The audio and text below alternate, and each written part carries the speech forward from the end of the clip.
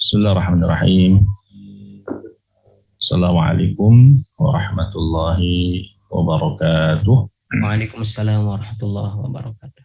Innal hamdalillah nahmaduhu wa nasta'inuhu wa nastaghfiruh wa na'udzu billahi min shururi anfusina wa min sayyiati a'malina. May yahdihillahu fala mudilla lahu wa may yudlilhu fala hadiya lahu. Allahumma shalli wa sallim wa barik ala sayyidina Muhammadin wa ala alihi wa ashabihi ajma'in, amma ba'd. Ya ibadallah, wasikum wa iyaya bitaqwallah faqad fazal muttaqun wattaqun ya ulil albab la'allakum turhamun.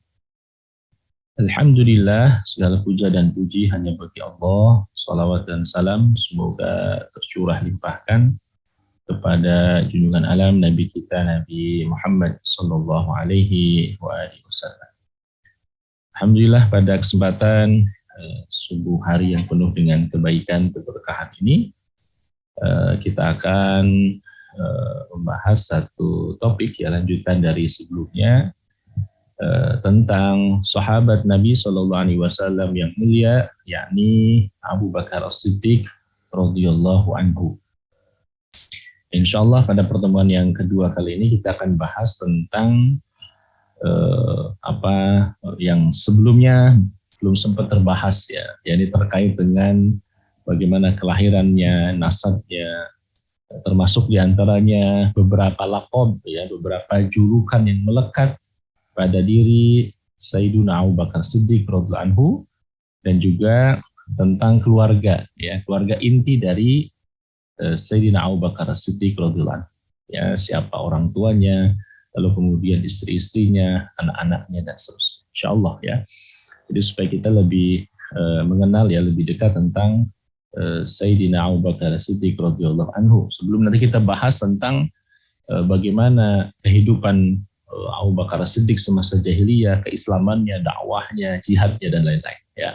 Termasuk bagaimana ketika Abu Bakar Siddiq misalnya menjadi khalifah gitu ya, apa saja yang dilakukan oleh beliau, insyaallah pertemuan berikutnya akan kita bahas.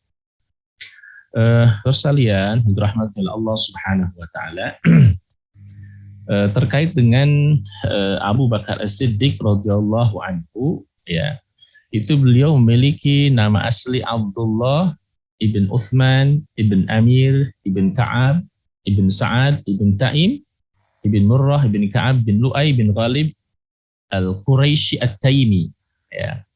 Itu nama sekaligus nasab ya dari Abu Bakar As-Siddiq radhiyallahu anhu, yang nanti ya nasabnya Abu Bakar As-Siddiq ini bertemu dengan Rasul sallallahu alaihi wasallam pada kakek yang keenam ya, kakek yang keenam yakni Murrah ibn Ka'ab ya. Kita tahu Rasul SAW nasabnya Muhammad sallallahu alaihi wasallam ibn Abdullah ibn Abdul Muttalib ibn Hashim ibn Abdi Manaf ibn Qusay ibn Qilab ibn Murrah.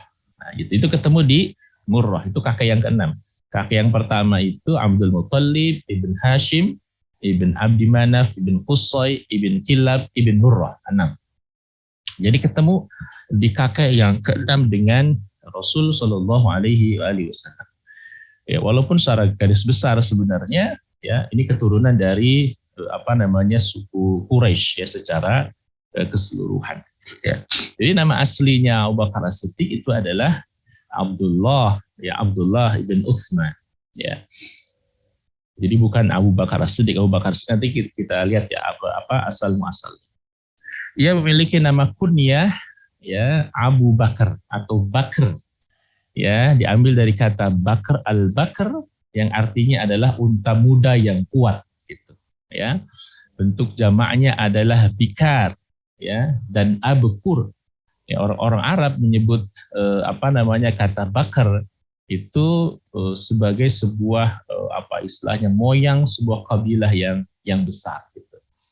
Itu diantara sebutan ya dari Abu Bakar As-Siddiq radhiyallahu anhu gitu ya. Jadi nama yang sering disebut ya, nama kunyahnya itu Abu Bakar, itu memiliki makna orang tuh sering menyebut ya seseorang itu dengan nama kunyah yang melekat ya pada dirinya. Dia misalnya orang yang anak muda yang kuat, yang kokoh dan seterusnya. Maka disebutlah dengan sebutan itu, gitu ya, disebut dengan sebutan tersebut ya. Di antaranya adalah Abu Bakar yang nama aslinya sebenarnya bukan Abu Bakar, yakni Abdullah ibn Uthman ibn Amir dan seterusnya.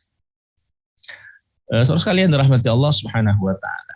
Nah, ada juga nama laqab. Laqab itu apa? Nama laqab itu nama julukan gitu. Nah, julukan itu biasanya kemudian disematkan kepada seseorang itu karena melekatnya sifat-sifat tersebut gitu. Ya, karena melekatnya sifat-sifat tersebut. Dan saya pikir di kita juga ya suka ada orang yang menyebut nama si fulan ya dengan nama julukannya apa gitu. Ya, dengan nama julukannya apa. Orang yang pandai suka bertengkar misalnya atau suka jadi jawara dikasih julukan nama jawara tertentu misalnya begitu ya. Nah, Abu Bakar As-Siddiq itu memiliki sejumlah nama laqab. Jadi bukan cuma satu. As-Siddiq itu salah satu laqabnya saja.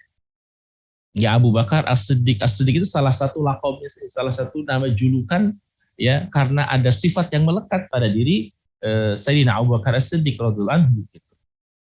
Nah, apa saja di antara nama laqabnya itu gitu ya. Di antaranya adalah Al-Atiq ya, As-Siddiq, As-Sahib, Al-Atqa, Al-Awwah. Nah, itu di antara nama-nama laqab ya yang melekat pada diri Abu Bakar As-Siddiq radhiyallahu anhu. Yang nama laqab itu sesungguhnya itu menunjukkan luhurnya derajat Abu Bakar, kedudukannya ya, serta kemuliaan Abu Bakar Siddiq ya, serta jejak langkah dan nasab Abu Bakar Siddiq itu sendiri gitu. Jadi misalnya disebut Al-Atiq itu karena apa? Disebut As-Siddiq ya, As-Sahib, Al-Atqa, Al-Awwah itu semata julukan-julukan tersebut melekat pada diri Sayyidina Abu Bakar Siddiq karena apa? Karena menunjukkan keluhuran derajatnya, kedudukannya ya, dan kemudian tentu nasabnya gitu ya di tengah-tengah masyarakat Quraisy ya pada saat itu. Nah, kita nanti beda satu-satu beberapa julukan atau laqab yang melekat pada diri Sayyidina Abu Bakar As-Siddiq radhiyallahu anhu. Yang pertama, Abu Bakar As-Siddiq disebut dengan Al-Atiq. Nah, jadi selain As-Siddiq ya, Abu Bakar As-Siddiq juga disebut dengan Al-Atiq. Al-Atiq. Nama laqab atau julukan ini ya disematkan pada diri Abu Bakar As-Siddiq itu oleh siapa? Oleh Nabi SAW. Jadi bukan sembarangan disebut Al-Atiq hanya karena sebutan orang-orang, tidak. Sebutan Al-Atiq itu diantaranya karena apa? Karena disebut oleh Rasul Muhammad SAW. Nah, ini diriwayatkan oleh Aisyah radhiyallahu anha an Aisyah anna Abu Bakar dakhala ala Rasulillah sallallahu alaihi wasallam. Satu saat Abu Bakar itu menemui Rasul sallallahu alaihi wasallam. Faqala anta atiqullah minan nar. Nah, ini apa kata Nabi sallallahu alaihi wasallam? Faqala anta atiqullah minan nar fa yauma idzin summiya atiqan. Ya. Jadi anta atiqullah, engkaulah atiqullah, orang yang dibebaskan, dimerdekakan oleh Allah Subhanahu wa taala minan nar, dari neraka. Ya, fa yauma idzin summiya atiqan, maka sejak itu ya kata Aisyah radhiyallahu anha, Abu Bakar As-Siddiq disebut atau juga dijuluki dengan Al-Atiq. Yani apa? Orang yang terbebas ya, orang yang dibebaskan dari nerakanya Allah Subhanahu wa taala. Artinya apa? Artinya Abu Bakar Siddiq itu salah satu orang yang tidak akan disentuh oleh api neraka. Itu Masya Allah. Itu Rasul yang bilang gitu. Faqala anta atiqullah minan nar. Ya, bergembiralah engkau wahai Abu Bakar. Kenapa? Anta atiqullah minan nar. Engkau adalah orang yang terbebaskan, dimerdekakan oleh Allah Subhanahu wa taala minan nar, dari api neraka. Masya Allah, kan luar biasa gitu. Artinya di antara sekian umat manusia ya, hanya sedikit orang saja yang kemudian terbebaskan. Terbebaskan itu artinya sama sekali tidak disentuh oleh api neraka. Masya Allah. Dan dijamin Allah masuk surga. Gitu. Ya. Nah itu ya, jadi luar biasa sebutan Al-Atiq. Ya, ini juga tersemat pada Abu Bakar As-Siddiq. Ya. Rasul yang menyebut itu karena sebab apa? Karena sebab bahwa Abu Bakar As-Siddiq adalah satu di antara sekian banyak orang, sedikit orang yang terbebaskan dari api neraka. Ya, luar biasa. Nah, para ahli sejarah menyebutkan banyak sebab juga, itu bukan cuma sekedar Atiqullah terbebas dari api neraka. Ya, ada alasan lain yang kemudian melatar belakangi penyebutan Atiq tadi. Ada keterangan menyebutkan bahwa Abu Bakar As-Siddiq dijuluki Al-Atiq karena keelokan wajahnya, ya, karena kemanisan wajahnya, karena keelokan wajah, enak dipandang, gitu ya. Ada keterangan lain juga menyebutkan karena Abu Bakar As-Siddiq adalah orang yang terdahulu dan terdepan dalam kebaikan. Al-Atiq itu begitu juga memiliki maknanya gitu. Jadi makna Al-Atiq juga selain dia terbebas gitu ya, dalam konteks ini minan nar, dari api neraka, juga juga punya makna adalah orang yang senantiasa terdahulu, terdepan dalam melakukan kebaikan. Ini luar biasa, itu kita bahas dalam pertemuan sebelumnya. Betapa Sayyidina Abu Bakar As-Siddiq itu dalam hal kebaikan itu nggak pernah absen.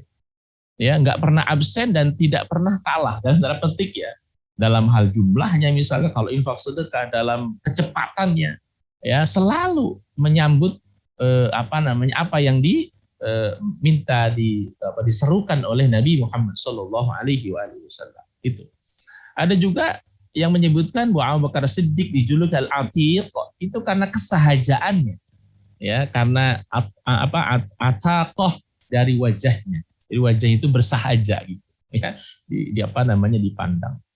Ada juga yang menyebutkan bahwa dulu ya Ibunda Abu Bakar As-Siddiq itu setiap kali punya anak itu selalu umurnya nggak panjang gitu. Setiap kali punya anak wafat, meninggal pada usia yang masih kecil, ya, tidak punya usia yang panjang.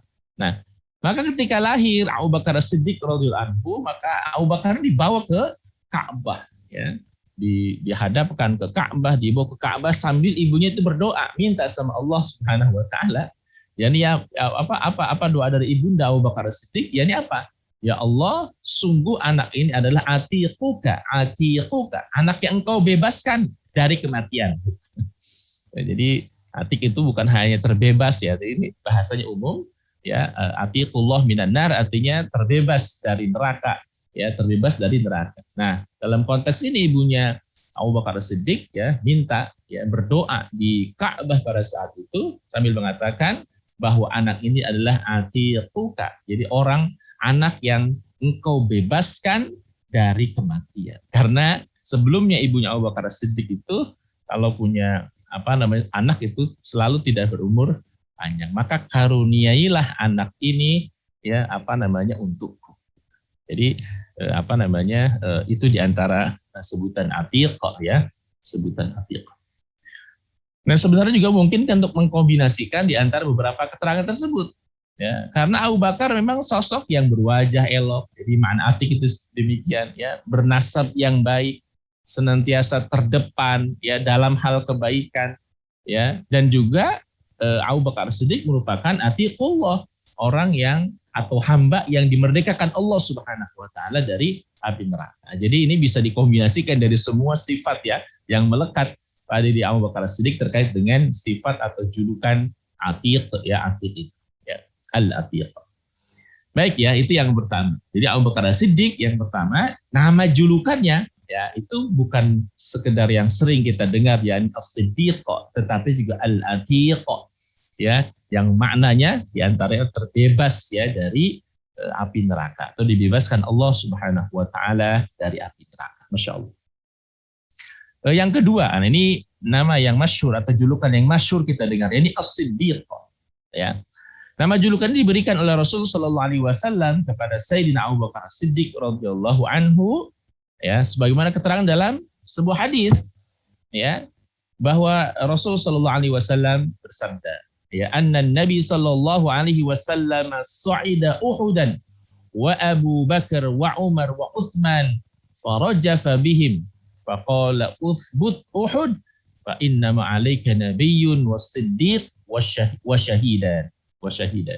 Ya. Jadi bahwa Nabi Shallallahu Alaihi Wasallam satu ketika naik tuh ke Bukit Uhud, ya, ke perbukitan Uhud, ya Su'aida Uhudan, ya bersama dengan siapa?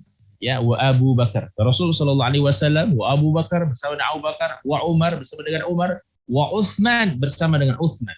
Farajafa bihim, ya pada saat itu Bukit Uhud itu kemudian berguncang. Ya, Bukit Uhud itu ketika dinaiki oleh 4 manusia mulia tadi itu kemudian berguncang.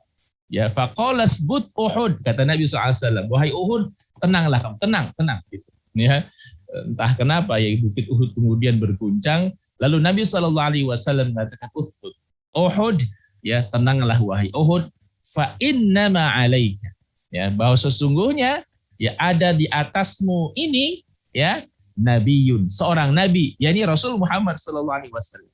Wasiddiq, dan as-siddiq, yakni Abu Bakar as-Siddiq. Wasyahidan, ya wasyahidan, ya yakni apa? 2 orang yang mati syahid, yakni Umar bin Khattab dan Utsman bin Affan. Tenanglah wahai Uhud, karena di atasmu ini ada nabiyun, seorang nabi, ini Muhammad sallallahu alaihi wasallam. Wasiddiq, sebutan siddiq itu juga disebut oleh Nabi Shallallahu Alaihi Wasallam ya ketika mereka berempat naik ke Uhud dan Rasul menyebutkan Siddiq, yang dimaksud adalah Abu Bakar Siddiq.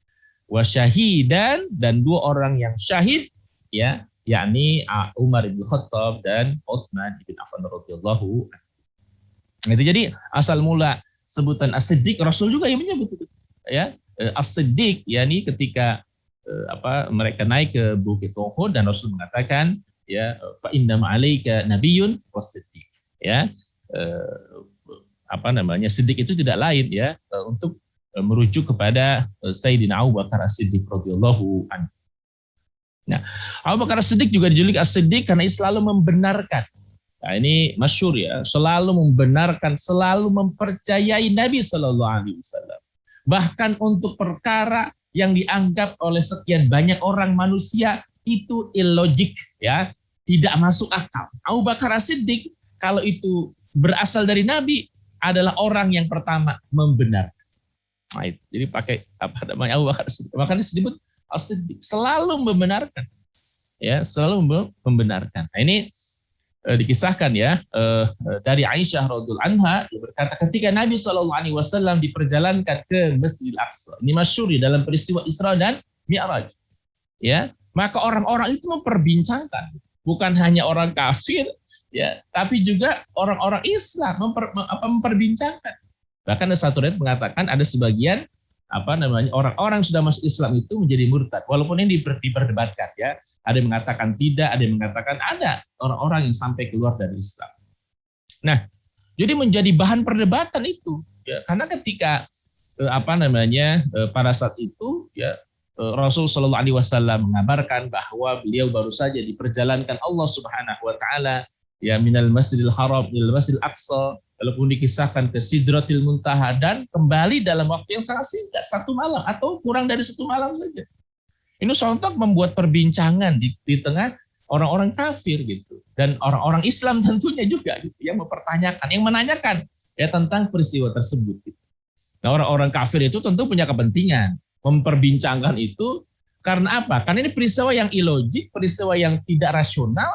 Ini kesempatan bagi mereka untuk menunjukkan bahwa ya Muhammad, kata mereka, itu berbohong, berdusta. Jadi mereka punya kepentingan tuh.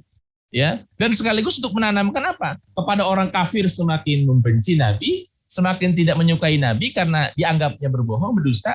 Ya, untuk orang Islam juga untuk menumbuhkan keraguan-raguan. Itu lihat tuh Nabimu, ngomongnya nggak bener, kira-kira begitu. Kata orang-orang kafir.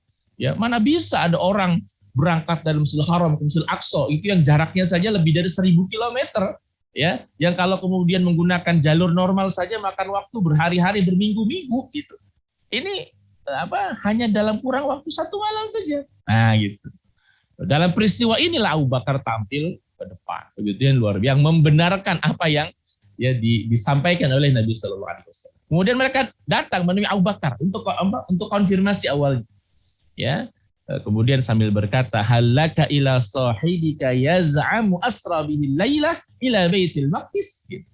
Nah, ini nanya ke Abu Bakar As-Siddiq, apakah engkau tahu kalau temanmu itu mengaku melakukan perjalanan pada malam hari ke Baitul Maqdis? Ya. Lagi-lagi sebenarnya maksud mereka itu diantaranya untuk memunculkan keraguan-raguan ya kepada termasuk kepada orang-orang Islam. Maka ditanya tuh, ya Abu Bakar tahu nggak peristiwa tersebut? Ya halaka ila sahibika yaz'amu asra bihi lailah ila Baitul Maqdis. Kata mereka, ya Abu Bakar, apa engkau tahu kalau temanmu itu maksudnya adalah Nabi Muhammad SAW mengaku melakukan perjalanan ya pada malam hari ke Baitul Maqdis gitu. Lalu Abu Bakar bertanya, "Au qala dzalika?" Apakah dia memang mengatakan seperti itu? Maka mereka mengatakan iya jawabnya. Maka apa jawaban dari Abu Bakar As-Siddiq radhiyallahu anhu? La in kana qala dzalika laqad shadaqa. Ya, andai ia memang mengatakan seperti itu, maka sungguh dia benar. Lihat bagaimana ya Abu Bakar As-Siddiq itu, padahal Abu Bakar itu belum konfirmasi loh ke Rasulullah sallallahu alaihi wasallam. Ya, karena Rasul belum menyampaikan kepada siapapun pada saat itu, gitu. Ya, keburu ditanya oleh orang-orang kafir, gitu. Ya, apa jawaban dari Abu Bakar As-Siddiq ketika ditanya terkait dengan benar tidaknya atau terkait dengan peristiwa ya Isra dan Mi'raj, terutama Isra ya perjalanan Rasul dari Masjidil Haram ke Masjidil Aqsa. Ya, apa jawaban dari Abu Bakar As-Siddiq? La in kana qala dzalika laqad shadaqa. Kalau memang beliau mengatakan demikian, pasti benar. Ya, gitu. Itu pasti benar kata Abu Bakar. Luar biasa. Padahal Abu Bakar As-Siddiq belum mendapat jawaban langsung ya dari Rasul Shallallahu Alaihi Wasallam. Ini luar biasa. Nah, itu jawaban dari Abu Bakar As-Siddiq. Dan kemudian mereka lalu berkata lagi begitu. Ya, ini untuk lebih memastikan nih. Kalau tadi apakah engkau yakin bahwa temanmu itu melakukan perjalanan dari Masjidil Haram ke Masjidil Aqsa? Kalau dia memang mengatakan demikian, itu pasti benar. Lalu dipertegas lagi ya untuk menunjukkan keirasionalannya gitu. Apa kata mereka? Autu saddiquhu annahu dhahaba lailah ila Baitil Maqdis wa jaa qabla an yusbih. Ya. Apakah engkau juga percaya bahwa ia pergi semalaman saja ke Baitul Maqdis dan sudah kembali pada pagi harinya? Gitu. Jadi kalau berangkat dari Masjidil Haram ke Masjidil Aqsa itu pasti benar. Ya, maksudnya menunjukkan belum dijelaskan secara spesifik waktunya gitu ya. Tapi kemudian bertegas lagi autusaddiquhu annahu dhahaba lailah ila Baitil Maqdis wa jaa qabla an yusbih. Apakah engkau juga percaya ya Abu Bakar ya bahwa dia maksud Rasulullah SAW itu pergi hanya semalaman saja ke Baitul Maqdis dan pulang ya kembali pada pagi hari. Itu. Maka apa jawaban dari Abu Bakar As-Siddiq radhiyallahu anhu? Na'am, inni la usaddiquhu fi ma huwa ab'adu min dzalika. Usaddiquhu bi khabaris sama'i fi ghadwatin aw rawhat. Ya. Iya benar. Bahkan aku membenarkannya yang lebih jauh dari itu. Nah, jadi disebutkan malah Abu Bakar, bahkan aku membenarkannya yang lebih jauh dari, maksudnya apa? Kalau ada yang lebih aneh dari ini pun, ya aku percaya. Atau misalnya kalau lebih cepat pun dari waktu itu, aku pasti percaya kata Abu Bakar. Aku percaya tentang wahyu minas sama, dari langit, bi khabaris sama, ya yang turun pada pagi dan petang. Ya, Masya Allah. Nah, karena peristiwa itulah kemudian ya Aisyah radhiyallahu anha mengatakan falidzalika summiya Abu Bakar As-Siddiq. Ya, itulah mengapa beliau Abu Bakar Siddiq ya dinamakan As-Siddiq, orang yang senantiasa membenarkan. Itu Masya Allah ya. Jadi luar biasa gitu, dikonfrontasi oleh orang-orang kafir terkait dengan benarkah Muhammad telah melakukan perjalanan dari Masjidil Haram ke Masjidil Aqsa? Ya benar. Ya, kemudian ditanya lagi, apakah kamu juga percaya kalau dia melakukannya hanya semalaman saja, berangkat malam hari, pagi hari sudah sampai. Ya, bahkan yang lebih aneh dari itu pun, bahkan yang lebih jauh dari itu pun, ya, bahkan yang lebih irasional dari itu pun, kira-kira ya, menurut konteksnya pada saat itu, aku akan percaya. Gitu. Aku mempercayai wahyu, ya, bi khabaris sama, gitu ya, Masya Allah. Nah, jadi itulah sebab diantara Abu Bakar As-Siddiq digelari As-Siddiq, ya, orang yang senantiasa membenarkan. Itu yang kedua ya. Jadi yang pertama apa? Al-Atiq. Yang kedua As-Siddiq. Yang ketiga As-Sahib. Ya, As-Sahib. Julukan As-Sahib ini diberikan kepada Abu Bakar As-Siddiq di dalam Al-Quran. Jadi disebut, dimention oleh Al-Quran. Yang menunjukkan tidak lain As-Sahib itu adalah Abu Bakar As-Siddiq radhiyallahu anhu. Ya. Dalam Al-Quran surah ya At-Taubah, ya, Allah Ta'ala berfirman, A'udzubillahi minasyaitonirrajim, illa tansuruhu faqad nasarahu Allah إذ أخرجه الذين كفروا ثاني اثنين إذ هما في الغار إذ يقول لصاحبه لا تحزن إن الله معنا. Ya. Jika kalian menolong Muhammad sallallahu alaihi wasallam illa tansuruhu faqad nasarahu Allah. Ya. Maka kalau kemudian kalian menolong ya Rasul sallallahu alaihi wasallam ya faqad nasarahullah, maka sungguh Allah Subhanahu wa taala yang kemudian telah menolong mereka. Maaf ya, saya coba confirm di di ayatnya At-Taubah ayat yang ke-40 ya. Idh akhrajahu alladhina kafaru tsaniyasnaini idh huma fil ghar. Ya. Ya, ini ketika kemudian sungguhnya Allah telah menolongnya, maka Allah Subhanahu wa taala telah menolongnya. Dan ketika idh akhrajahu alladhina kafaru, ketika orang-orang kafir itu kemudian mengusir ya Rasul sallallahu alaihi wasallam, ya. Ketika orang-orang kafir itu mengusir ya Rasul sallallahu alaihi wasallam, ya, Rasul sallallahu alaihi wasallam, ya, dan kemudian mereka ya salah seorang dari kedua tersebut itu keduanya berada di dalam gua. Nah, kita tahu ya pada saat itu Rasul sallallahu alaihi wasallam ya sebelum berangkat ya ke Madinah hijrah, ya. Ini untuk mengelabui orang-orang kafir, ya, Rasul sallallahu alaihi wasallam dan Abu Bakar Siddiq itu ya menginap beberapa hari di Gua Sur. Di Gua Sur, gitu ya. Untuk mengelabui siapa? Mengelabui orang-orang kafir pada saat itu, gitu. Ya, maka disebutkan idz akhrajahu alladzina kafaru tsaniyasnain idz huma fil ghar. Ya. Jadi ketika orang-orang musyrik itu mengusir mereka dari Mekah, ya, sedang dia adalah salah seorang dari dua orang. Salah seorang dari dua orang itu ya Abu Bakar dan Rasul sallallahu alaihi wasallam. Ya, salah seorang dari antara orang fil ghar idhuma fil ghar, ketika keduanya itu berada di sebuah gua. Maksudnya apa? Gua Sur. Idh yaqulu li sahibihi. Nah, di sini pernyataan Al-Qur'an menyebut Abu Bakar sebagai sahib. Idh yaqulu li sahibihi, ketika ya Rasul sallallahu alaihi wasallam mengatakan kepada sahabatnya, li sahibi, kepada sahabatnya, la tahzan innallaha ma'ana. Ya, jangan kamu bersedih wahai Abu Bakar, innallaha ma'ana, sungguh Allah bersama dengan kita. Nah, itu jadi itu pernyataan dari Allah ya Subhanahu wa taala terkait dengan ungkapan atau lakob yang melekat pada diri Abu Bakar, yakni as-sahih. Ya, tadi ayatnya illa tansuruhu faqad nasarahu Allah idh akhrajahu alladhina kafaru thaniyasnain idh huma fil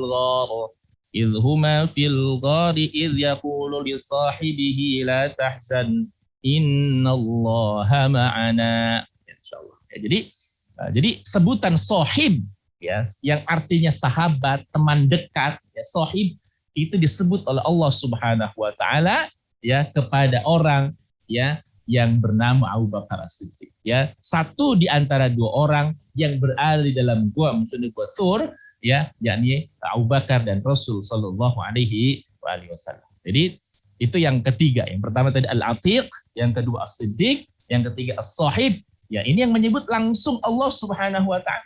Idz yaqulu li sahib. Ketika kemudian Muhammad sallallahu alaihi wasallam mengatakan kepada sahibnya, apa perkataan Rasul sallallahu alaihi wasallam? La tahzan innallaha ma'ana, jangan kamu sedih Abu Bakar, sungguh Allah bersama dengan kita. Ya, Masya Allah. Nah, terus kalian dirahmati Allah Subhanahu wa taala, juga diriwayatkan oleh Anas radhiyallahu anhu bahwa Abu Bakar As-Siddiq pernah bercerita kepadanya dan berkata. Jadi untuk menegaskan juga ya firman Allah Subhanahu wa taala tadi. Qala kuntu ma'an Nabi sallallahu alaihi wasallam fil ghari fa rafa'tu ra'si fa idza ana bi aqdamil qaumi fa qultu ya Nabiyallah law anna ba'dahum ta'a basarah ra'ana qala uskut ya Aba Bakar ithnani Allahu thalithuhuma. Ini juga disampaikan oleh Sayyidina Abu Bakar As-Siddiq radhiyallahu anhu ketika aku bersama dengan Rasul sallallahu alaihi wasallam fil ghar, ya di dalam di gua, ya. Dan ketika aku mengangkat kepalaku, kata Abu Bakar As-Siddiq, farafa'tu ra'si, ketika aku mengangkat kepalaku, ya kata Abu Bakar As-Siddiq radhiyallahu anhu, ya, fa idza ana bi aqdamil qaumi faqultu ya Nabiyallah law anna ba'dahum ta'ta basarah ra'ana, ya. Jadi ya ketika itu Abu Bakar As-Siddiq mendongakkan kepalanya ke atas, ternyata melihat ada orang-orang Quraisy gitu yang sedang mencari-cari mereka, ya. Sedang mencari mereka. Maka kemudian Abu Bakar mengatakan seandainya sebagian mereka menundukkan pandangan, ya sedikit saja misal melihat kakinya itu, ya, kalau seandainya sebagian di antara mereka melihat ke bawah, melihat ke arah kakinya itu, maka kemudian mereka pasti akan melihat kita, ya. Lalu kemudian Rasulullah SAW bersabda, ya, tenanglah wahai Abu Bakar, ya, jika kita berdua maka yang ketiganya adalah Allah Subhanahu wa taala. Itu pernyataan lain dari Rasulullah SAW, ya, di antaranya kalau kemudian kita hanya berdua maka yakinlah, ya, yang ketiganya adalah Allah Subhanahu wa taala.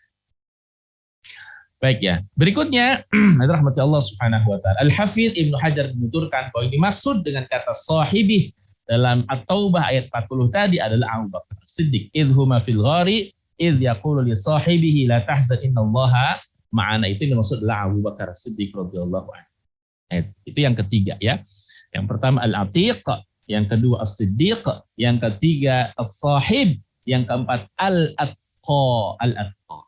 Nah, ini juga ada penjelasan terkait dengan julukan Abu Bakar As-Siddiq disebut dengan Al-Atqa. Julukan ini juga diberikan Allah Subhanahu wa taala kepada Abu Bakar As-Siddiq dalam Al-Qur'an, ya. Sering kita misalnya membaca Quran surah Al-Lail. Ya, disebutkan di antaranya menyebutkan, ya, terkait dengan sifat-sifat Abu Bakar As-Siddiq. Ya'udzubillahi minasyaitonir rajim wa sayujannabuhal atqa. Dan kelak akan dijauhkan dari neraka itu orang yang paling bertakwa. Jadi al-atqa itu adalah orang yang paling bertakwa. Dan memang rahmat Allah Subhanahu wa taala, setelah orang yang paling bertakwa setelah Rasul sallallahu alaihi wasallam, ya, para ulama sepakat, ya, dan juga kemudian diaminkan oleh para sahabat, tidak lain melainkan Abu Bakar As-Siddiq radhiyallahu anhu. Itu dibenarkan oleh para sahabat dan tentu juga kemudian diaminkan oleh para ulama-ulama setelahnya. Yakni siapa? Al-Atqa, orang yang paling bertakwa setelah Nabi sallallahu alaihi wasallam, yakni Sayyiduna Abu Bakar Siddiq radhiyallahu anhu. Wa sayujannabuhal atqa.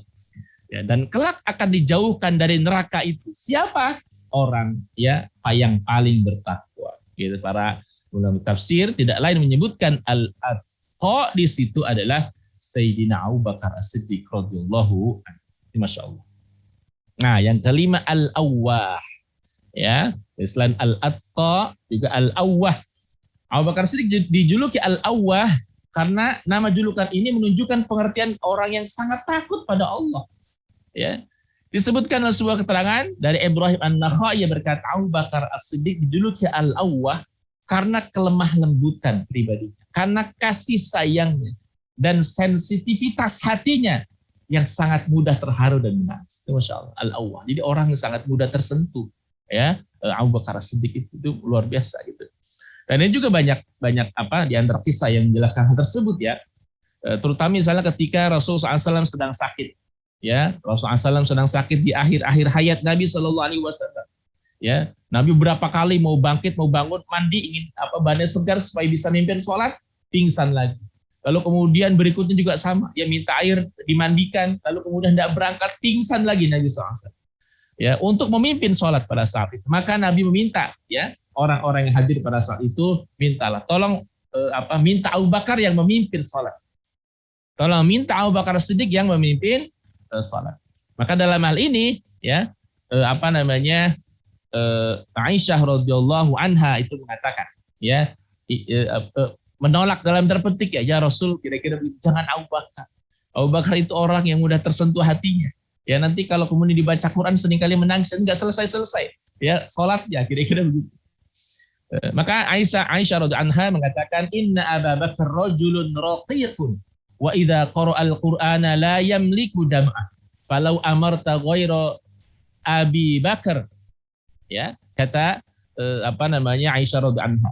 Qalat wallahi ma bi illa karahiyah an yatasha'aman nasu bi awwali man yaqumu fi muqami Rasulillahi sallallahu alaihi wasallam. Ya. Wahai Rasulullah, sungguh Abu Bakar itu orang yang sangat peka hatinya. Ya. Mudah sekali menangis gitu. Kalau jika seandainya beliau radhiyallahu anhu itu membaca Al-Qur'an, wa idza qara'al Qur'an la yamliku dam'a. Ya, sekiranya kemudian Abu Bakar itu membaca Al-Qur'an, ya, itu Abu Bakar senantiasa seringkali tidak bisa menahan air matanya. Ya.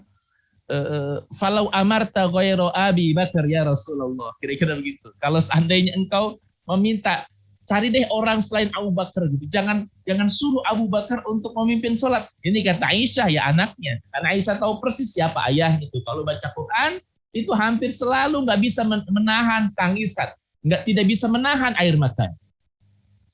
Ya, lalu kemudian dikatakan, wallahi ma bi illa karahiyah an yatasha'ama an-nasu bi awwali man yaqumu fi muqami Rasulillahi sallallahu alaihi wasallam. Aisyah kemudian juga mengatakan, demi Allah, ya, saya tidak bermaksud apa-apa tuh maksudnya, hanya saja khawatir, ya, orang-orang merasa bosan dengan orang yang pertama kali menggantikan Rasul sallallahu alaihi wasallam gitu. Jadi Aisyah itu menolak apa yang disampaikan Rasulullah SAW bukan karena apa-apa, karena memang dia tahu ayahnya itu kalau baca Quran, mimpin itu selalu menangis dan khawatir nanti nggak mengganggu lah kira-kira begitu jamaah gitu. Ya, jadi itu kesaksian dari Aisyah radhiyallahu anha terkait dengan bagaimana Abu Bakar Siddiq itu kalau hatinya itu mudah tersentuh, ya, hatinya itu mudah tersentuh.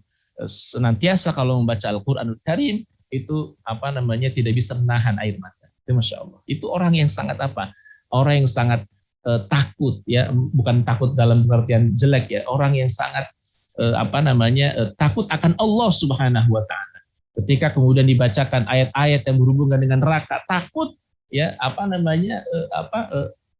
takut disentuh oleh api neraka, takut masuk ke dalam neraka. Ketika disebutkan ayat surga, merasa tidak layak untuk masuk ke dalam surga. Itu Masya Allah. Padahal, ya, Abu Bakar Siddiq kurang dekat dengan Rasulullah sallallahu alaihi wasallam. Ya, kurang takwa, bahkan disebutkan wasayujannabuhal atqa. Gitu ya, terbebas dari api neraka siapa? Orang yang paling bertakwa. Dan itu dia lain adalah Abu Bakar Siddiq radhiyallahu anhu. Nah, rahmati Allah Subhanahu wa taala. Kita lanjut kepada itu julukan-julukan, ya. Julukan-julukan Abu Bakar Siddiq. Ya, ada 5 julukan. Yang pertama apa? Ya, yang pertama tadi disebutkan, ya, ada As-Siddiq, ya, ada As-Sahib, ada Al-Atqa, ada Al-Awwah, ya, itu yang melekat, ya, di antaranya pada Abu Bakar As-Siddiq radhiyallahu anhu. Nah, baik, ya. Sekarang kita lanjut kepada bagaimana kelahiran, ya, gambaran fisik dari Abu Bakar As-Siddiq, ya, dan beberapa hal yang terkait dengan hal tersebut. Ya. Para ulama tidak berselisih pandang bahwa Abu Bakar Siddiq itu dilahirkan setelah setelah tahun gajah. Ya, artinya apa? Artinya lebih dulu Rasul lahir, baru setelah itu Abu Bakar. Itu para ulama nggak berselisih pandang terkait dengan tersebut. Namun mereka masih berselisih mengenai kapan persis kelahiran Abu Bakar Siddiq radhiyallahu anhu. Ya, ini bisa difahami, ya, karena orang-orang dulu tentu tidak sedetail sekarang, ya, ada pencatatan ini itu dan seterusnya gitu, ya. Mereka hanya tahu biasanya hal-hal yang sifatnya global, ya. Jadi para ulama bersepakat bahwa Abu Bakar Siddiq itu lahirnya setelah Rasul, artinya setelah tahun gajah. Ada sebagian ulama mengatakan bahwa Abu Bakar Siddiq lahir 3 tahun setelah tahun gajah. Artinya selisih antara Rasul dengan Abu Bakar itu 3 tahun. Lebih tua Rasul 3 tahun. Ada yang mengatakan selisihnya 2 tahun ya dengan tahun gajah. Ada pula mengatakan 2 tahun beberapa bulan setelah tahun gajah. Tanpa menyebutkan jumlah bulannya secara spesifik. Ya ala kulli hal itu tidak menjadi masalah. Intinya Abu Bakar Siddiq itu usianya ya jauh lebih muda dari Rasul Shallallahu Alaihi Wasallam karena lahir ya setelah tahun gajah. Abu Bakar Siddiq tumbuh dan berkembang dengan mulia ya dan baik dalam asuhan kedua orang tua yang punya kehormatan, kedudukan dan kemuliaan di tengah kaumnya. Inilah yang menjadikan faktor yang menjadikan Abu Bakar Siddiq tumbuh dan berkembang sebagai sosok yang terhormat, ya, mulia dan punya kedudukan penting di tengah kaumnya. Ya. Nah, adapun tentang gambaran ciri-ciri fisik Abu Bakar Siddiq, makanya digambarkan, dideskripsikan sebagai orang yang kulitnya itu putih. Nah, jadi ya untuk menggambarkan bagaimana sosok Abu Bakar Siddiq, beliau itu kulitnya putih dan orangnya langsing. Ya, dan orangnya apa? Langsing. Langsing itu artinya enggak gemuk, tidak gemuk, ya. Dalam hal ini Qais ya Ibn Abu Hazim berkata, suatu ketika aku masuk menemui Abu Bakar Siddiq, dia adalah sosok yang langsing dan putih kulitnya. Jadi kulitnya putih dan kemudian badan itu langsing. Ya, langsing itu artinya tidak gemuk ya, bahkan cenderung kurus sebenarnya. Ya. Para ulama sirah menggambarkan sketsa fisik Abu Bakar Siddiq ya dari keterangan para perawi. Dalam hal ini mereka mengatakan bahwa ciri-ciri gambaran fisik Abu Bakar adalah ia berkulit putih kekuning-kuningan, punya postur yang ideal, orangnya langsing, tipis kedua pipinya. Itu menunjukkan memang orang tidak gemuk ya pipinya ya tipis. Gitu. Agak sedikit membungkuk izarnya. Izarnya itu sarung bagian bawahnya. Baju bagian itu seringkali melorot dari pinggangnya ya karena tubuhnya yang ramping dan cenderung agak kurus gitu. Orangnya lembut dan berwajah ramping, kedua matanya cekung agak ke dalam, selalu menjaga rasa malu, kedua betisnya kecil dan ramping, kedua pahanya kecil, padat dan kuat. Dahinya agak menonjol, ia mewarnai jenggot dan ubannya dengan henna ya dan kater ya diwarnai. Jadi untuk gambaran fisik Abu Bakar Siddiq seperti itu, beliau adalah orang yang kulitnya putih, langsing begitu ya. Ideal ya, dan kemudian kadang izarnya seringkali melorot karena kerampingan ya dari tubuh Abu Bakar Siddiq radhiyallahu anhu. Itu kira-kira terkait dengan ciri fisik. Nah, lalu siapa orang tua Abu Bakar Siddiq? Siapa ayah dan ibu dari Abu Bakar Siddiq? Ayahnya adalah Utsman ya bin Amir bin Amr ya, dan memiliki nama kunyah Abu Quhafah. Tadi kan Abdullah bin Utsman bin Amir bin Amr ya.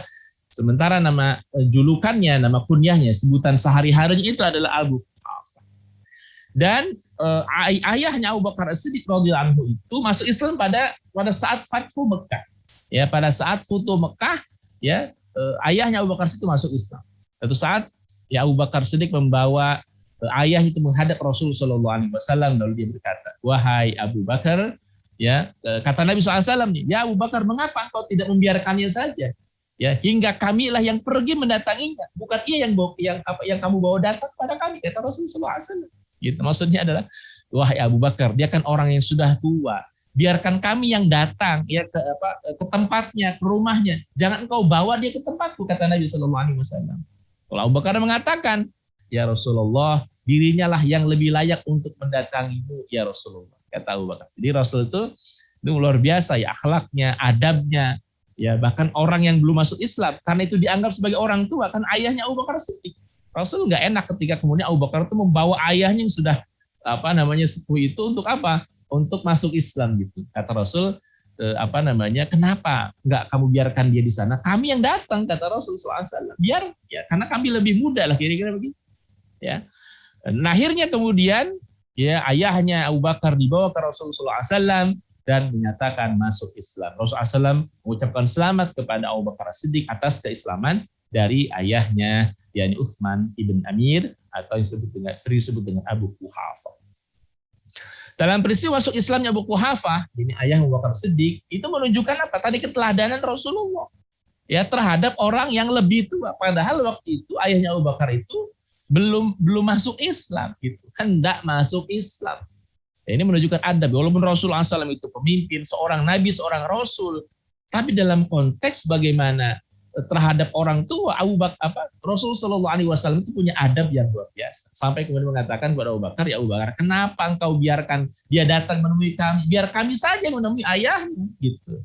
Ya, nah, ini tentu diperkuat ya dengan hadis Nabi SAW. Bagaimana seorang yang lebih muda itu mestinya lebih lebih menghormati yang tua. Dan itu ditujukan oleh Rasul Shallallahu Alaihi Wasallam. Ya, kata Nabi, laisa minna man lam yarham saghirana wa yuwaqqir kabiran. Bukan golongan kami orang yang tidak menyayangi orang yang lebih muda atau tidak menghormati orang yang lebih tua. Dan sikap yang ditunjukkan Rasul Shallallahu Alaihi Wasallam itu menunjukkan bahwa beliau sangat hormat kepada orang yang lebih tua, ya, karena ayahnya Abu Bakar sudah dianggap seperti ayahnya, kira-kira begitu.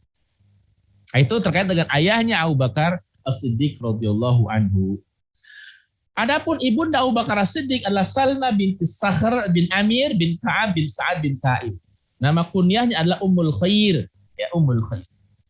Ummul Khair, Salma binti Sakhr meluk Islam sejak di rumah Arqam bin Abil Arqam. Dia lebih awal, ya, lebih awal dari ayahnya. Jadi bahkan ketika awal-awal pembinaan di rumahnya Arqam bin Abil Arqam, Ummul Khair, ibunda dari Abu Bakar As-Siddiq itu kemudian sudah masuk Islam lebih dulu. Ummul Khair bersama yang lainnya hijrah ke Madinah setelah diperintahkan Rasul Shallallahu Alaihi Wasallam. Jadi ikut pembinaan awal, ya, lalu kemudian ikut hijrah, ya, dan dia telah menyaksikan semua peristiwa pada zaman Nabi Shallallahu Alaihi Wasallam. Zaman ketika kemudian di Mekah seperti apa, ya, hijrahnya bagaimana, awal-awal di Madinah seperti apa, itu dialami oleh Ummul Khair. Dan Masya Allah, ya, Allah Subhanahu Wa Taala muliakan Abu Bakar Siddiq dengan keislaman kedua orang tuanya, anak-anak bahkan cucu-cucunya, luar biasa. Ini jarang sekali sahabat yang lengkap keislamannya. Ayahnya masuk Islam, ya, ibunya masuk Islam, ayahnya masuk Islam, anak-anaknya Islam, cucu-cucunya Islam. Abu Bakar Siddiq radhiyallahu anhu, Masya Allah. Ya, ketika Abu Bakar meninggal, kedua orang tuanya mewarisi segala hartanya. Namun Abu Quhafah membalikan harta waris tersebut kepada anak-anak Abu Bakar Siddiq radhiyallahu anhu yang intinya ada cucunya, gitu ya. Beliau meninggal dunia setelah beberapa bulan anaknya Abu Bakar meninggal terlebih dahulu. Jadi lebih dulu Abu Bakar wafat, baru kemudian disusul oleh ayahnya, yakni Abu Quhafah. Ini ibundanya maksudnya, ya. Ibunda dari Rasul Abu Bakar As-Siddiq radhiyallahu anhu. Jadi wafatnya ibunya itu sesaat atau beberapa waktu setelah wafatnya Abu Bakar Siddiq radhiyallahu anhu. Itu ayah dan ibunya dari Abu Bakar Siddiq. Ya. Jadi ayahnya Abu Quhafah, ibunya Ummul Khair. Ummul Khair sudah masuk Islam sejak pembinaan awal. Di rumahnya Arqam bin Abil Arqam, ayahnya masuk Islam pada peristiwa Futuh Mekah, gitu ya, pada peristiwa Futuh. Jadi ayah ibunya sudah masuk Islam. Itulah yang membuat Abu Bakar Siddiq gembira luar biasa. Nah, berikutnya siapakah istri-istri dari Abu Bakar Siddiq radhiyallahu anhu? Adapun istri Abu Bakar Siddiq maka menikah dengan 4 orang istri. Yakni apa? Yang pertama Qutailah binti Abdul Uzza. Yang kedua Rumman binti Amir. Yang ketiga Asma binti Umais. Dan yang keempat Habibah binti Kharijah. Dari 4 istri beliau lahir 3 anak laki-laki dan 3 anak perempuan. Jadi istrinya dari keempat istri Abu Bakar Siddiq radhiyallahu anhu itu melahirkan 6 orang. Melahirkan 6 orang. 3 laki-laki, 3 perempuan. Nanti kita bahas siapa saja istri dan anak-anaknya Abu Bakar Siddiq radhiyallahu anhu. Yang pertama Qutailah binti Abdul Uzza ibn Sa'ad bin Jabir bin Malik. Keislaman Qutailah bin Abdul Uzza ini masih diperselisihkan, ya. Ada yang mengatakan masuk Islam, ada yang tidak, ya. Ia adalah ibunda dari Abdullah dan Asma. Nah, jadi Abdullah dan Asma ini kakak beradik, ya. Abdullah bin Abu Bakar, Asma binti Abu Bakar. Ini ibunya siapa? Qutailah binti Abdul Uzza, gitu, ya. Nanti berarti berbeda ibu dengan dengan Aisyah radhiyallahu anha, ya, dengan kemudian Abdurrahman itu beda ibu. Nah, jadi Qutailah bin Abdul Uzza itu, ya, itu kemudian nanti adalah ibu dari Abdullah bin Abu Bakar dan Asma binti Abu Bakar. Abu Bakar Siddiq menceraikannya ketika masih pada saat jahiliyah. Ya, ia pernah mendatangi putrinya Asma. Jadi kemudian Qutailah ini pernah pernah apa? Ingin menemui putrinya Asma binti Abu Bakar di Madinah. Jadi jauh-jauh datang dari Mekah, ingin menemui siapa? Putrinya Asma binti Abu Bakar. Ya, membawa apa ya sebagaimana seorang ibu ya. Seorang ibu terhadap anak walaupun kemudian dibedakan oleh akidah begitu ya. Artinya ibunya belum masuk Islam. Ibunya belum masuk Islam ya, lalu kemudian ingin nengok anaknya ya, khususnya Asma binti Abu Bakar di Madinah. Bawa buah tangan yang banyak.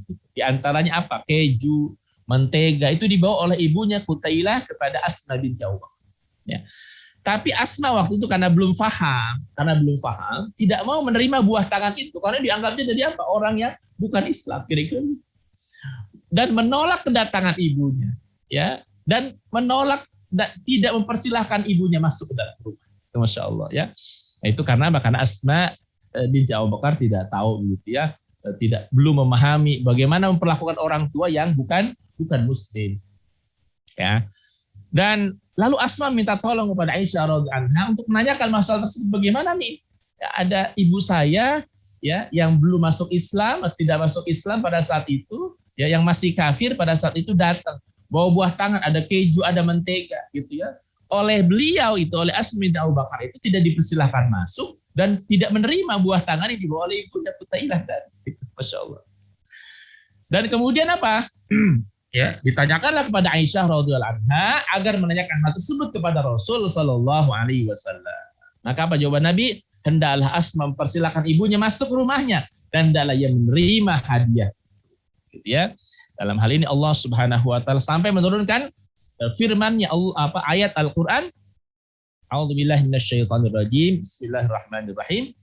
La yanhaakumullahu 'anil ladzina lam yuqatilukum fid din wa lam yukhrijukum min diyarikum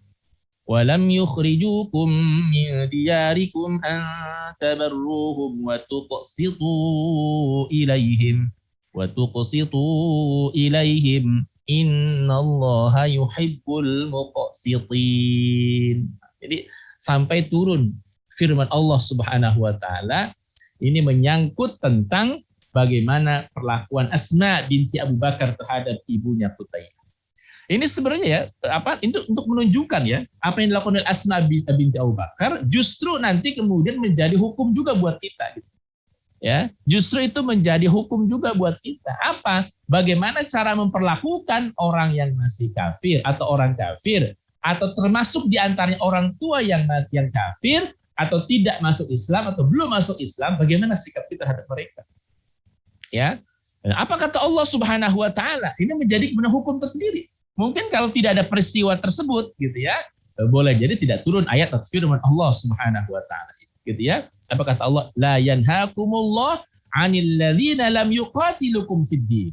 Allah enggak melarang ya terhadap orang-orang apa maksudnya Allah Subhanahu wa taala tidak melarang kamu berbuat baik 'anil ladzina lam yuqatilukum fid din.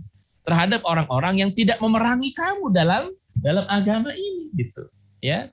Walam yukhrijukum min diyarikum dan ya tidak memerangimu, tidak mengusirmu dari negeri kamu. Antabarruhum tadi untuk berbuat baik. Wa tuqsitu ilaihim ya dan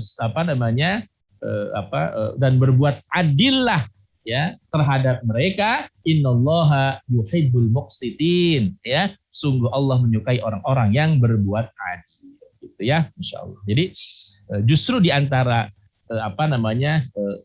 perlakuan Asma yang kemudian justru ditanyakan, maka kemudian akhirnya Asma binti Abu Bakar ya melakukan sebagaimana yang diperintahkan oleh firman Allah Subhanahu wa taala. Artinya apa? Allah enggak melarang kita berbuat baik terhadap orang-orang yang kafir gitu ya, orang yang belum masuk Islam selama mereka tidak memerangi kita, selama kemudian mereka tidak mengusir kita dari tempat tinggal kita gitu ya, maka tidak ada halangan untuk berbuat baik, termasuk diantaranya berlaku adil.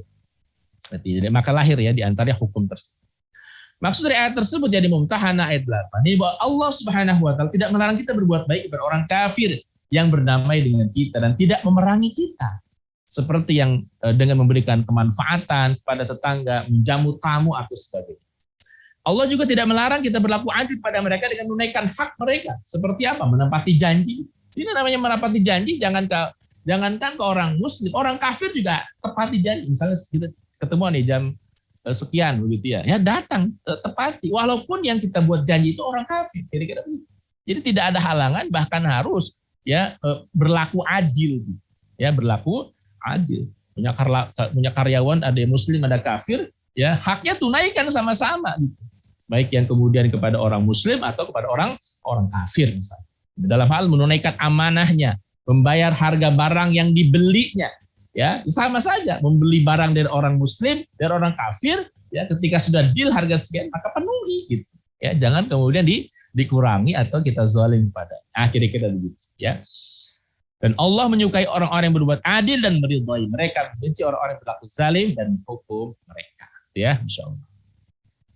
Nah, itu istri pertama dari Abu Bakar As-Siddiq radhiyallahu anhu, yakni Qutailah yang lahir darinya Asma ya binti Abu Bakar dan Abdullah. Berikutnya adalah Ummur Ruman binti Amir bin Uwaimir.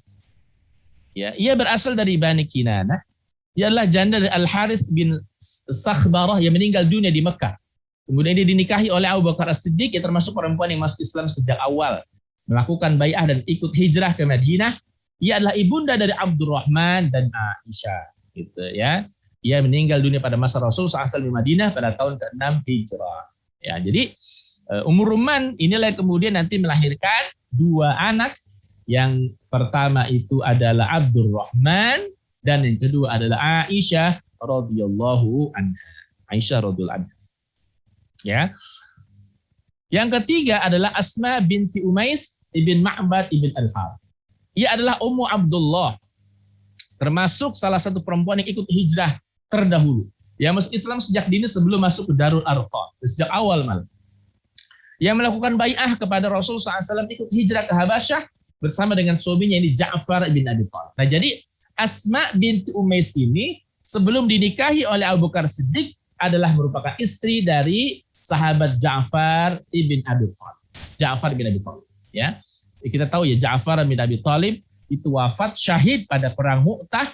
Setelah itu kemudian dinikahi oleh Sayyidina Abu Bakar Siddiq radhiyallahu anhu. Dan berikutnya nanti setelah Sayyidina Abu Bakar Siddiq wafat, ya Asma binti Umais dinikahi oleh Ali ibn Abi Thalib. Oleh Ali ibn Abi Thalib. Ya, jadi dinikahi oleh tiga orang yang yang mulia, Ja'far bin Abi Thalib, Abu Bakar As-Siddiq radhiyallahu anhu dan Ali ibn Abi Thalib.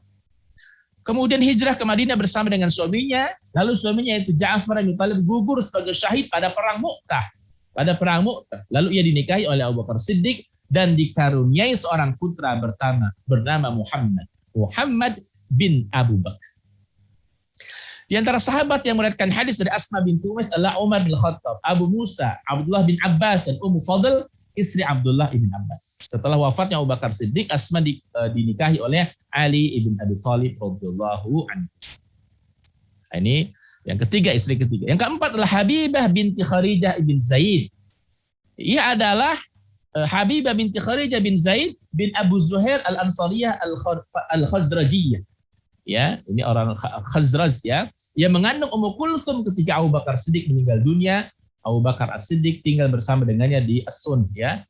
Masih di kota Madinah tapi agak jauh dari pusat kotanya gitu ya. Ini ketika misalnya Rasulullah SAW wafat, itu Abu Bakar sedang tidak ada di situ, sedang ada di Sun. Ya, ini tempat istri Rasulullah SAW yang bernama Habibah binti Kharijah ibn Zaid. Nah, jadi kalau kita lihat secara keseluruhan ya, siapa saja istri dan anak-anak Abu Bakar Siddiq radhiyallahu anhu, ya, nanti kita lihat ada dari Qutailah ya binti Abdul Uzza lahir Abdullah dan Asma. Abdullah bin Abu Bakar, Asma binti Abu Bakar. Dari Ummur Ruman binti Amir lahirlah Abdurrahman bin Abu Bakar dan Aisyah radhiyallahu anha binti Abu Bakar. Yang ketiga dari Asma binti Umais lahirlah Muhammad bin Abu Bakar, dan dari Habibah binti Kharijah lahirlah Ummu Kulsum. Nah, gitu ya. Jadi ini dari 4 istrinya Abu Bakar As-Siddiq radhiyallahu anhu lahirlah 6 orang. 2 dari Qutailah, 2 dari Ummur Ruman, 1 dari Asma binti Umais, dan 1 dari Habibah binti Khadijah. Nah, sekarang kita ke siapa profiling ya. Bagaimana saja profiling dari putra dan putrinya Abu Bakar Siddiq radhiyallahu anhu. Ya Masya Allah. Jadi dari 4 orang istri tadi melahirkan putra putri yang kemudian juga luar biasa. Yang pertama, yakni Abdurrahman ibn Abu Bakar As-Siddiq. Ya, ia adalah putra tertua Abu Bakar As-Siddiq yang paling tua.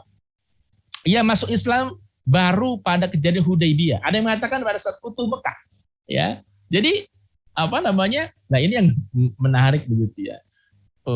Inilah yang namanya hidayah juga. Ya.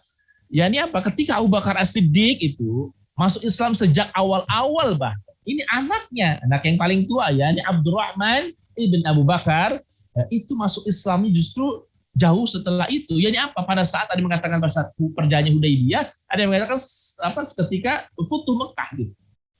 Ya, walaupun kemudian keislaman itu keislaman yang baik. Nah, ada kemudian kejadian yang menarik juga begitu ya. Jadi sebelum masuk Islam itu Abdurrahman berada dalam barisan musyrikin Quraisy. Jadi Abdurrahman bin Abu Bakar itu bukan cuma tidak masuk Islam, tapi berada di barisan musuh gitu. Berada di barisan musuh untuk memerangi Rasulullah, termasuk memerangi ayahnya Abu Bakar. Luar biasa kan gitu. Ya. Jadi berada di barisan orang-orang musyrik, bahkan pada saat perang Uhud. Ya, biasa ke dalam beberapa perangan yang terjadi ya pada masa Nabi SAW itu ada perang tanding. Ya, nanti saya gambarkan. Pada perang Uhud itu dialah yang memimpin pasukan panah yang bersiapkan Quraisy untuk maju menghadapi kaum muslimin. Bayangin. Padahal Abdurrahman tahu bahwa di barisan umat Islam ada ayahnya Abu Bakar Siddiq radhiyallahu anhu. Tahu dia. Ya, dan Abu Bakar pun tahu anaknya itu berada di barisan musuh, yakni orang-orang kafir, musyrik di sana. Ya. Jadi Abdurrahman ibn Abu Bakar pimpin pasukan panah orang-orang kafir. Bahkan dalam sebuah perang tanding pada perang Uhud, ya, Abdurrahman bin Abu Bakar meminta lawan ya dari pihak kaum muslimin. Jadi sebelum perang massal terjadi biasanya diadakan perang tanding dulu. Dan orang yang pertama muncul diantaranya dari barisan orang-orang musyrik Abdurrahman bin Abu Bakar. Abdurrahman bin Abu Bakar. Dan yang luar biasanya, yang maju ya dari barisan kaum muslimin adalah Abu Bakar Siddiq radhiyallahu anhu. Luar biasa. Tapi Rasulullah Shallallahu Alaihi Wasallam merasa, gitu ya, ketika Abu Bakar maju, Abu Bakar tahu itu maju dari pihak musuh orang-orang musyrikin itu adalah anaknya Abdurrahman. Tahu Abu Bakar Siddiq, tahu dia. Ya.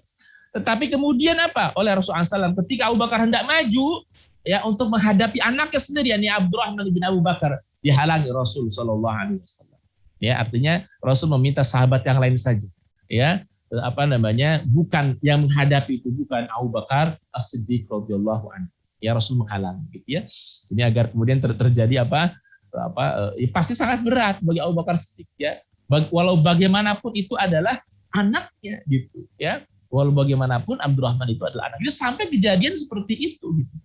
Anak yang pertama dari Abu Bakar Siddiq itu Abdurrahman bin Abu Bakar itu sampai begitunya. Ya. Sementara anak-anak yang Abu Bakar itu ketika Rasul hijrah di awal itu membantu persiapan hijrahnya Nabi SAW dan ayahnya Abu Bakar, di antaranya Asma gitu ya, Abdullah dan yang lain, itu membantu mempersiapkan hijrahnya Nabi SAW.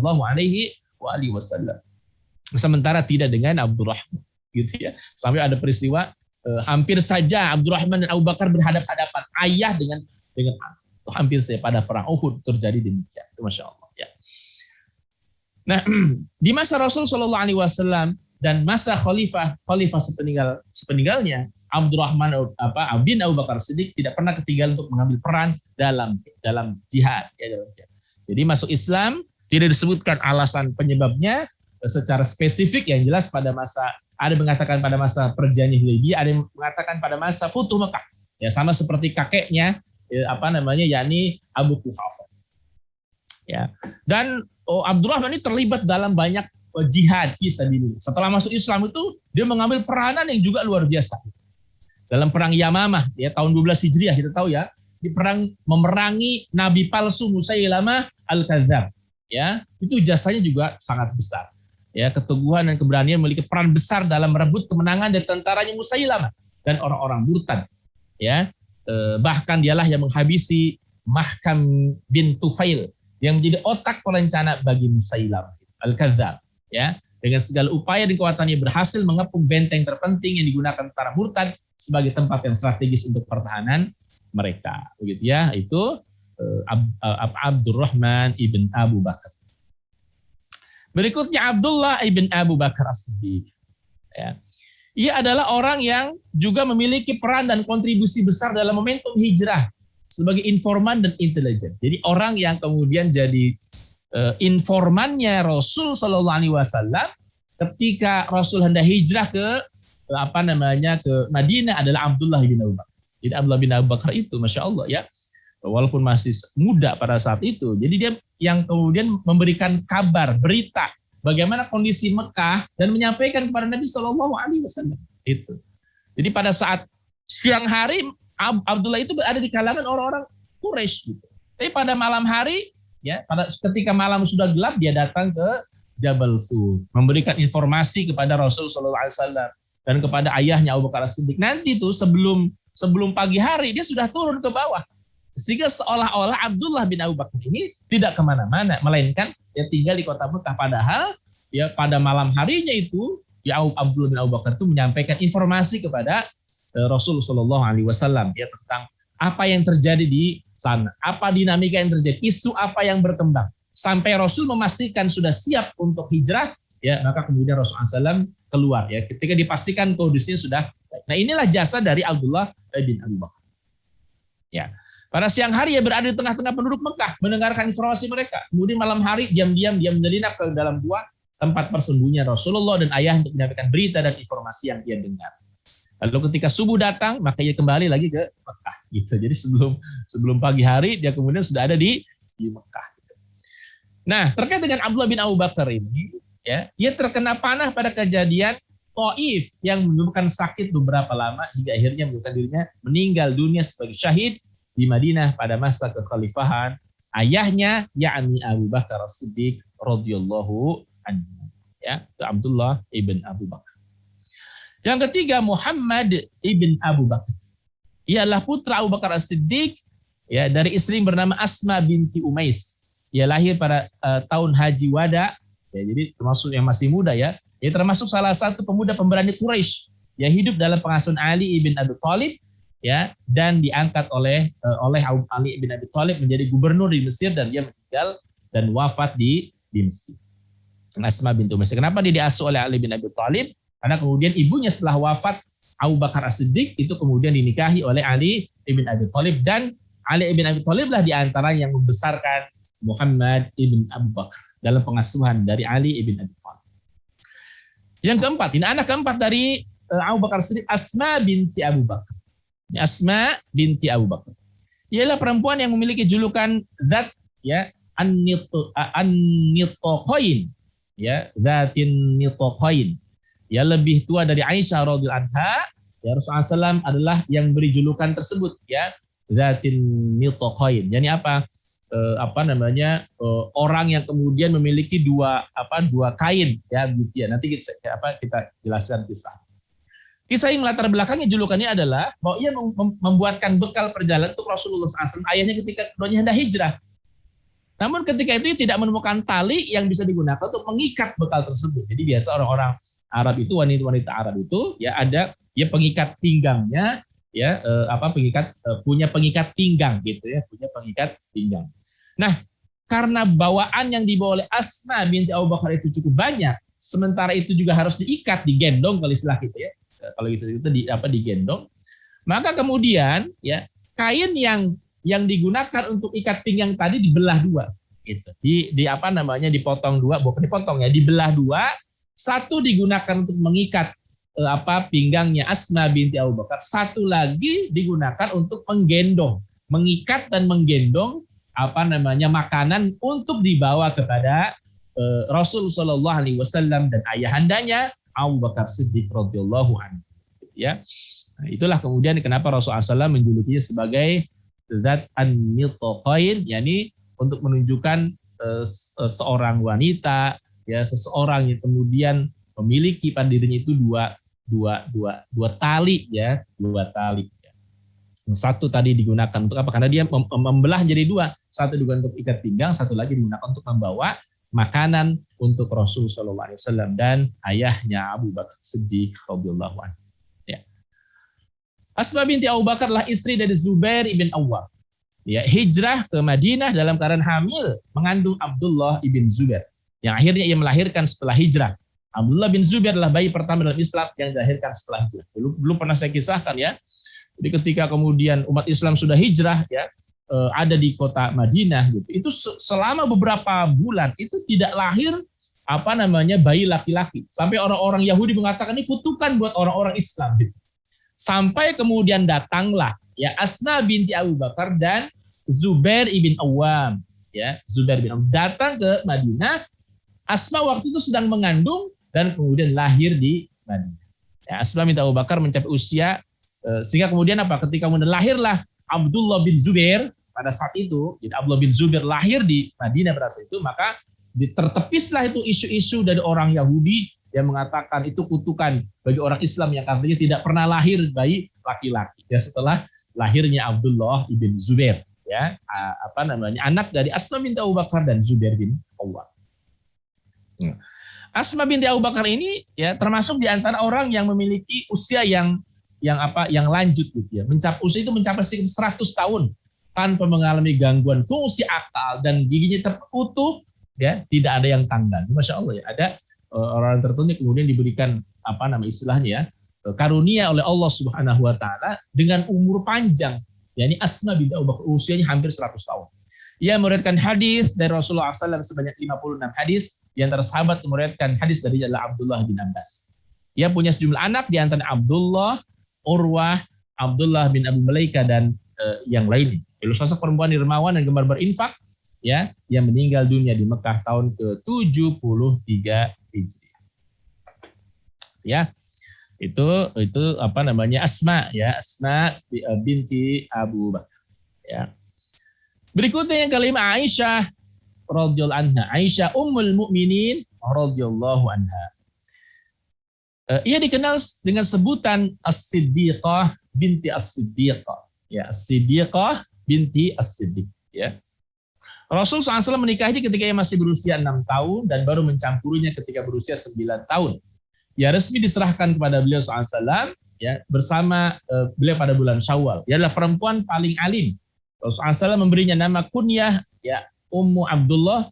Rasa cinta Rasul SAW pada Aisyah menjadi contoh ya ikatan suami istri yang solih ya dan dan ideal. Asy-Syabi menceritakan dari Masruq bahwasanya ia menceritakan dari Ummul Mukminin Aisyah radhiyallahu anha, bahwa ia berkata, telah menceritakan kepadaku As-Siddiqah binti As-Siddiq Al-Mubarra'ah yang dinyatakan secara langsung oleh wahyu dari langit bahwa dirinya tidak bersalah dan bersih dari fitnah dan tuduhan palsu telah berselingkuh dengan yang ditujukan kepada dirinya dalam kisah yang masyhur yakni haditsul ifk.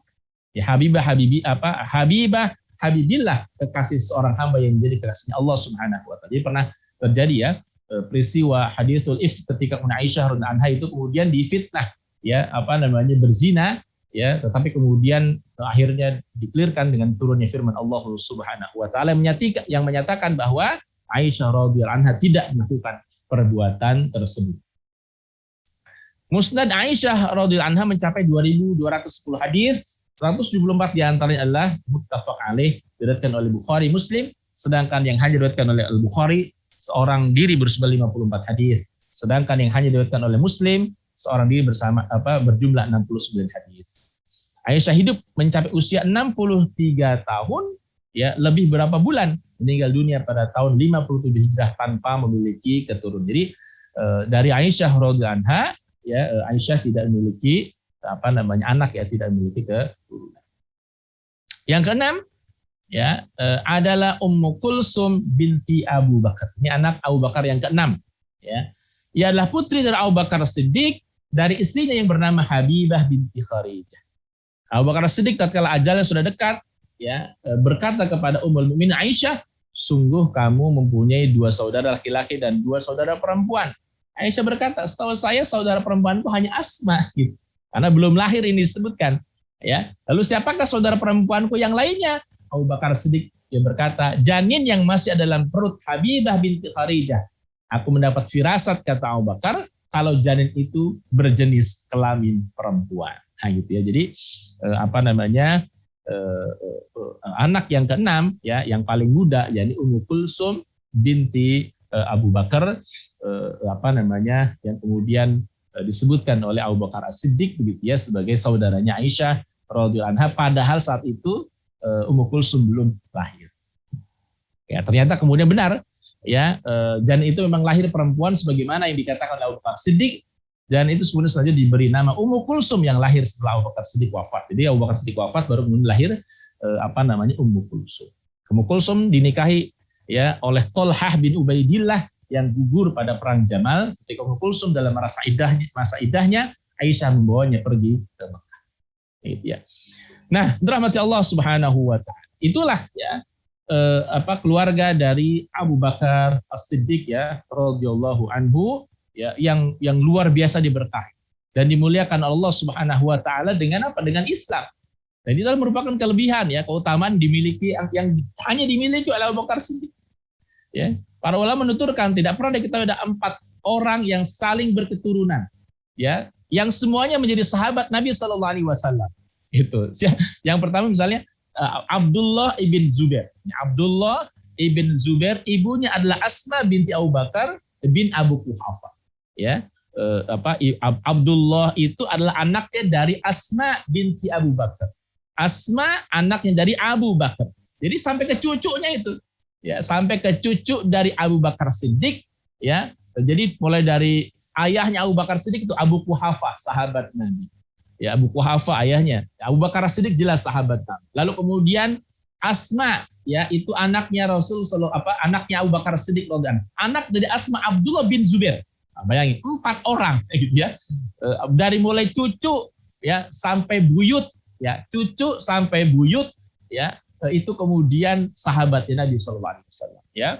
Ayahnya Abu Bakar Abu Quhafa ya, masuk Islam pada masa Nabi sallallahu alaihi wasallam. Abu Bakar Siddiq jelas. Lalu kemudian di sini Asma binti Abu Bakar lahir dari Asma Abdullah bin Zubair ya. Jadi mulai buyut sampai ke kakek buyutnya itu semua sahabat Nabi SAW. Itu luar biasa gitu ya. Mereka adalah 4 orang yang satu keturunan ya. Juga misalnya Muhammad bin Abdurrahman ibn Abu Bakar ibn Abu Quhafa juga sama gitu. Jadi kalau kita lihat ya, keluarganya Abu Bakar Siddiq adalah keluarga yang luar biasa diberkahi oleh Allah Subhanahu wa taala. Karena apa? Karena lahir darinya keturunan yang Islam, juga ayahnya masuk Islam, keluarganya hidup dalam keadaan Islam. Di antara para sahabat tidak ada orang yang kedua orang tuanya dan anak-anak yang masuk Islam semuanya menjadi sahabat semuanya, berikut cucu-cucunya, kecuali hanya Abu Bakar Siddiq dari pihak laki-laki dan perempuan. Mereka semua beriman kepada Nabi SAW dan menjadi sahabat beliau. Itulah keluarga Abu Bakar Siddiq.